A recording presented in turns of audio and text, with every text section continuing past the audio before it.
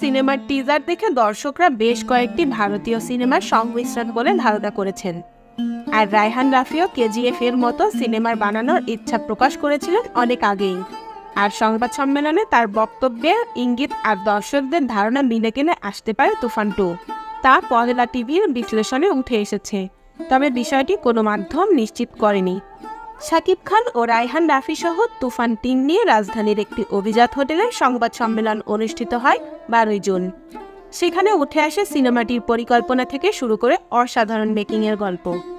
অনুষ্ঠানে উপস্থিত থাকতে দেখা যায় গুণী নির্মাতা রায়হান রাফি, ঢালিউড কিং শাকিব খান, নাবিলা, চঞ্চল চৌধুরী সহ অনেক কলাকুশলীদের। তাছাড়া এই অনুষ্ঠানে যোগ দিতে কলকাতা থেকে বাংলাদেশে এসেছেন মিমি চক্রবর্তী।